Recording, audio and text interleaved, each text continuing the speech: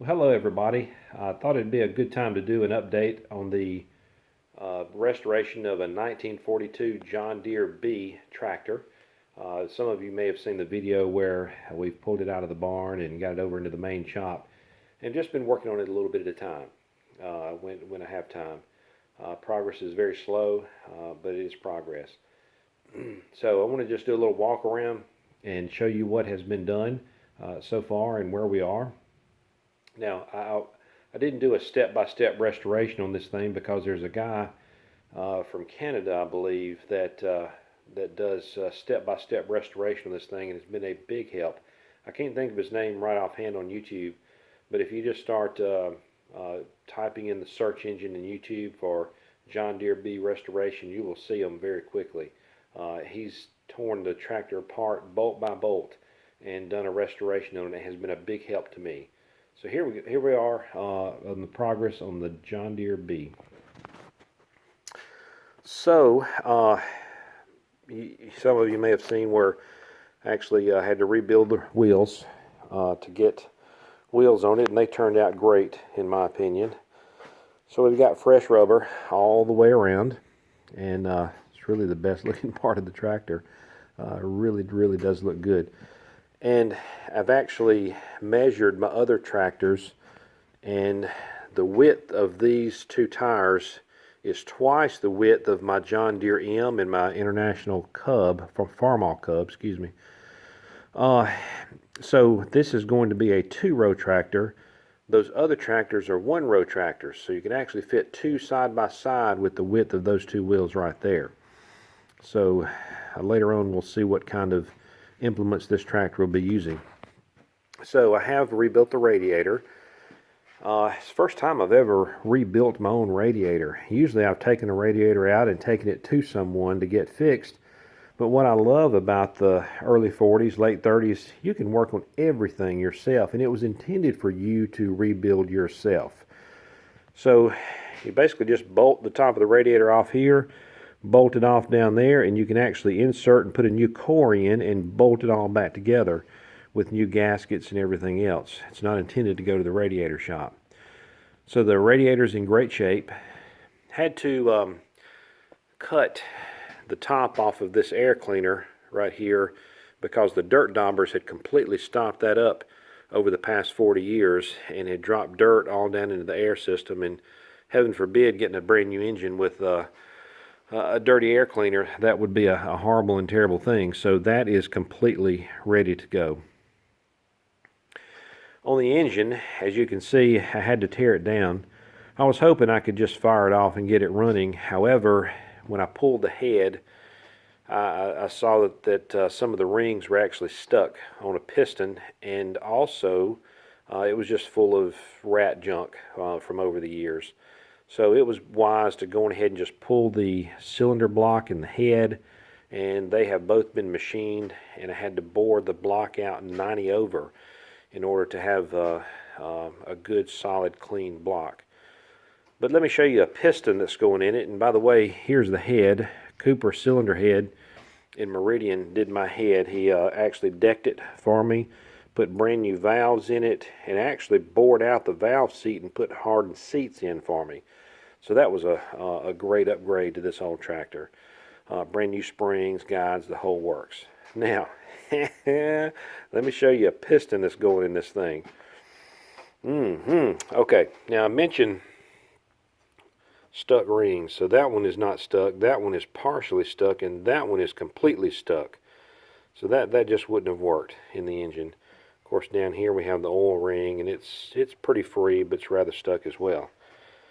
But Big Daddy, look at that piston that's going back in there, and look at the difference in them. You know, it's the same from the bottom till the top ring, but this part right here is added on to raise the compression in the engine block, and it's got cutouts in the top to keep the valves from actually hitting the piston when it comes up. So it's adding 10 to 20% more compression in the cylinder, which is going to make this a fire-breathing machine. And I can't wait to get this thing running to see how torquey it is. As long as that rod is, and as big as that piston is, and as long as the stroke is, That's going to be a pulling son of a gun when it gets back together. So let's look at the engine itself. What I have done inside the engine, and thankfully the crankshaft was in good shape. You can actually see the crankshaft inside. What I have done is taken the oil pump out, taken all the oil passages, these lines that you see right here feed oil to the different bearings of the engine. So I took them all out and made sure they were clear and not clogged up with any old oil. I also had to take this regulator out right here, this pressure regulator, and clean all the gunk out of it. Now, for the first time in 40 years, the tractor is actually bleeding again, and I'll show you what I mean by that. So, you know, in order to crank this tractor, you have to turn and spin this flywheel, and that's how you start the tractor. But right now, since I don't have pistons and rods in, it's a very free turning crankshaft. Now, notice fluid coming out. Right now I have transmission fluid in it, and I'm flushing all the parts and pieces out. When I start to spin it, you can see that the oil pump is actually pumping oil. You can also see that red transmission fluid on the crankshaft journals, so I do know that oil is flowing to the crankshaft very well. So I've continued to just sit here and spin and spin and spin to make sure I got as many of the impurities out of that crankshaft as possible, because I don't want junk coming out into my inserts on the piston rods. Also, if you look at it from this direction, that little line right there connects to the block and sends oil to the valve train in the head. So that is working. So there is the inner workings of a John Deere B engine without the piston rods. Now this shaft you see turning right here is actually going down to the oil pump, and that is what is turning the oil pump to pump the oil through all the passages in the engine. So I'm happy to say that the blood is circulating, so to speak, in the engine again. So I think all of that's going to be fine. And this motor only pumps 10 pounds of pressure, unlike many modern engines. It doesn't have the seals that modern engines have. It just has basically felt seals, and if you have too much oil pressure, it will blow those seals out.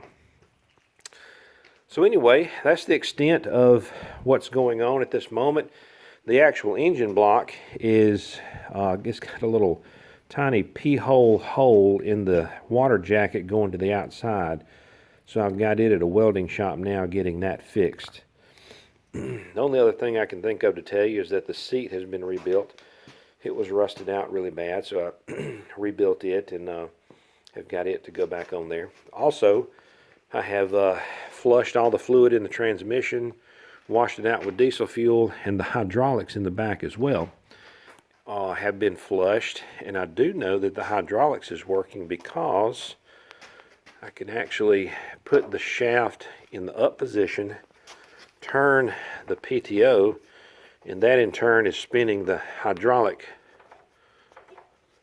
pump. And you may not can see it, it's going real slow, but the hydraulics do actually work on the tractor. And the more I spin this PTO, the more the shaft is going up. And when I pull this lever back, you can see how it will go down. See there? So the hydraulics are actually working, and it's been flushed and ready for the engine to crank. Anyway, that's our midstream update. The next update will probably be after the engine block gets put back on and pistons in the hole, and things are going back together. Thank you. Hope you enjoyed watching.